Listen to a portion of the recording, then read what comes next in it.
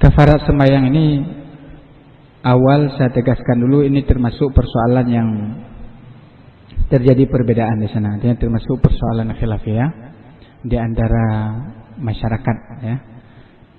Yang pertama, dalam sebuah hadis yang dikutip oleh banyak ulama, Rasul menyatakan awwalu ma yuhasabu bihil abdu yaumal qiyamah as-salah. Jadi yang pertama dihisab atau dihitung amal seorang hamba itu pada hari kiamat adalah salatnya. Fa in tamma, kalau salatnya itu sempurna, faqad aflaha wa anjah, maka orang tersebut sukses dan beruntung. Kalau salatnya bermasalah, Allah Ta'ala di situ suruh malaikatnya unduru, lihat, hal minta tahu apakah hamba tersebut punya ibadah-ibadah sunat, sehingga ibadah sunat itu memenuhi atau menutupi kekurangan-kekurangan dari yang wajib tersebut. Dalam ayat Al-Quran juga Allah menyebutkan wa minal laili fatahajjat bihi nafilatan lak, dari sebahagian malam fatahajjat, bertahajudlah, nafilah. Nafilah itu ditafsirkan dengan zaidah, penambahan, sebagai penutup yang akan menutupi kekurangan-kekurangan juga. Asa ayyab'atsaka rabbuka maqaman mahmuda, semoga Allah Ta'ala akan membangkitkan engkau di tempat yang mulia. Banyak sekali ayat tentang salat di dalam Al-Quran. Ada ulama menyatakan 100 ayat di dalam Al-Quran mengenai salat. Perintah melaksanakan, kalau dibagi titik tiga, perintah melaksanakan salat, pujian bagi orang yang melaksanakan salat, ancaman bagi yang meninggalkan salat. Banyak salat tersebut, tapi tidak dijelaskan bagaimana secara duhur berapa waktunya, ini berapa waktunya, subuh berapa, maghrib berapa waktunya, tata caranya bagaimana. Itu dijabarkan oleh Rasulullah dalam hadis beliau. Nah, menjadi sebuah persoalan adalah bagaimana seseorang yang sudah mukallaf, sudah sampai usia, sudah mimpi, sudah sampai umur 15 tahun, dia meninggalkan salat. Kemudian dia kemudian insaf, dan juga pada akhirnya misalnya mewasiatkan kepada anaknya, nanti kalau saya meninggal, itu harta saya yang saya tinggalkan itu sebahagian tolong dikafaratkan itu. Timbul pertanyaan, kafarat salat itu ada apa tidak? Kuat apa tidak? Ini menjadi sebuah persoalan. Nah, mengenai kafarat salat ini, tentu yang pertama, sebelum sampai kepada kafarat tersebut, ada tidak qada salat? Itu yang pertama. Sebahagian menyatakan salat tidak ada qada, pandangan Ibnu Taimiyah, Ibnu Hazmin menyatakan, karena salat Allah mengatakan inna salata kanat 'alal mu'minina kitaban mawquta, sesungguhnya salat ada waktu-waktu yang ditentukan, lewat waktu ada salat. Ataupun kalau lupa sehingga dia ingat, kalau dia pingsan sehingga dia bangun, kalau anak kecil sehingga dia bermimpi, kalau orang pitam sehingga dia sadar. Itu yang ada rukhsahnya, sehingga boleh qada salat. Ini bagi yang menyatakan tidak ada. Tetapi jumhur ulama, kebanyakan ulama menyatakan ada qada salat. Kenapa? Karena dia utang dengan Allah Ta'ala, maka utang dengan Allah Ta'ala lebih layak ditunaikan. Ini terdapat dalam kitab-kitab fikih. Itu sesuai, terserah yang mana yang kita ambil, kan demikian. Amal tergantung masing-masing, dicek dalilnya yang lebih kuat atau lebih yakin. Kalau sudah diberi pandangan ini, kemudian tanya pada hati kita, istafti qalbak, bertanya kepada hatimu, fa in aftakan nas wa aftau, walaupun manusia telah memberikan pandangan, kembali kepada kita sendiri, ini yakin apa tidak. Kemudian persoalan kafarat ini sebenarnya ada dalilnya apa tidak ada. Karena kita ingat salat ini adalah perkataan, perbuatan yang diawali dengan takbiratul ihram, diakhiri dengan salam. Salat itu adalah ibadah mahdhah, tidak bisa diwakilkan. Kita masih hidup, alah lagi malas sekali. Hai, tulung tumayang kelun dah 2 rakaat bu. Semaya isya 4 rakaat. Tulung tian, len hana semayang malam. Dan seterusnya. Tidak bisa. Langsung tidak boleh. Nah, ini bagaimana pemahaman kafarat tersebut? Saya akan jawab pertama dengan jawaban yang mengamalkan kafarat. Karena kalau saya jawab dengan pandangan kacamata yang tidak mengamalkan kafarat, menganggap kafarat itu bid'ah, tidak ada dasar. Nabi nak buat itu.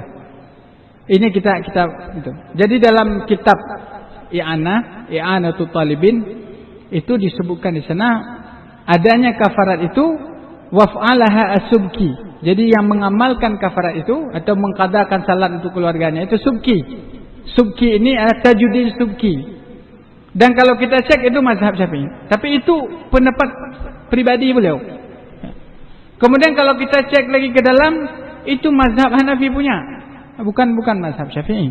Nah, mengenai kafarat salat tersebut. Dan orang yang melakukan kafarat salat itu tidak boleh meyakini bahwa itu untuk menutupi salat. Nggak bisa kita ganti salat. Satu salat ada tinggal maghrib atau isya, nggak bisa ditanggi dengan walaupun uang kita satu dunia, nggak bisa. Itu catatan. Tetapi ini untuk menutupi kafarat salat, kafarat sumpah, kafarat, kan begitu. Ada istilahnya begitu.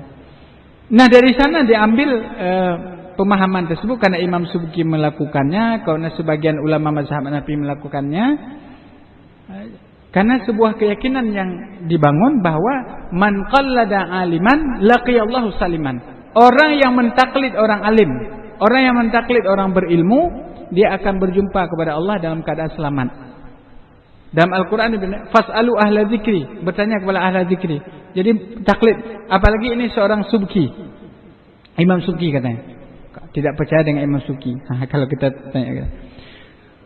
Tetapi memang ada kajian teman, salah seorang teman buat kajian itu dalam bentuk tulisan. Dia dapat tesis, judulnya Kafarat Salat dalam Pandangan Mazhab Syafi'i. Prakteknya di sebuah daerah di Aceh Utara. Dia teliti semua daerah Pantun dan seterusnya. Pantun Aceh Utara. Itu? Daerah-daerah Pantun semua ditelitinya. Dalam pandangan ulama dayah gitu. Dicek-cek. Semua ulama dayah sepakat bahwa kafarat salat itu lemah pendapatnya.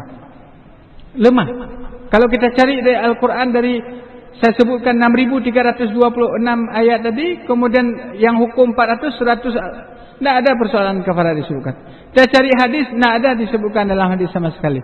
Paling kita cari di matan kitab, ternyata di sana ada pengamalan salah seorang ulama. Saya kembalikan bahwa sebahagian masyarakat kita kalau sudah orang yang alim melakukannya, apalagi selevel subki, maka dijadikan sebuah patokan bagi amal. Ini dalam kacamata yang mengamalkan kafarat.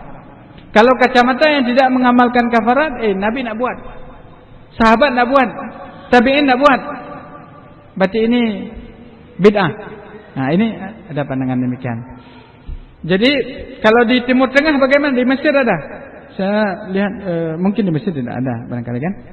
Di Mesir, di Sudan, kemudian di tempat lain, termasuk di Saudi Arabia tidak diterapkan tersebut. Tapi jangan gini. Oh jadi don pun ini larang. Saya tidak larang.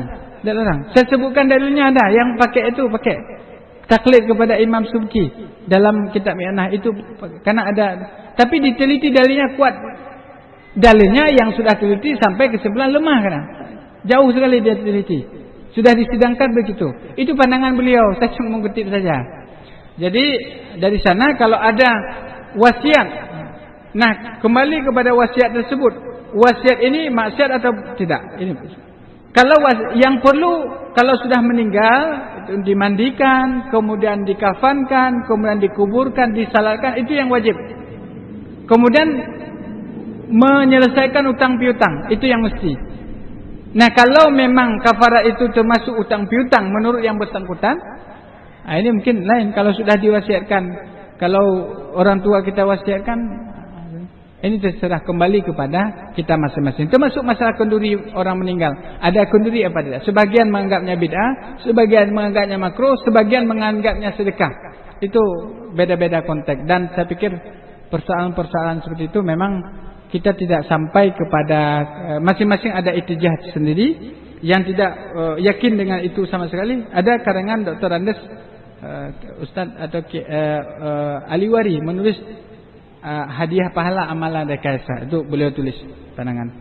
Yang punya yang yakin itu ada juga kajian masing-masing. Jadi apapun yang saya keluarkan, saya tarjih pun kita sudah punya pedoman masing-masing. Tapi itu saya sampaikan dua hal tersebut. Barangkali tentunya ya kembali kepada tadi kepada keyakinan masing-masing. Dan saya sudah menyebutkan, dan saya tidak menyatakan kalau begitu dan menghapus tulak. Karena ada orang yang melakukan bahkan lebih jauh, lebih alim dari saya, jauh ilmu mereka daripada saya. Cuma saya menyebut saja, cuma mengutip-ngutip saja, demikian.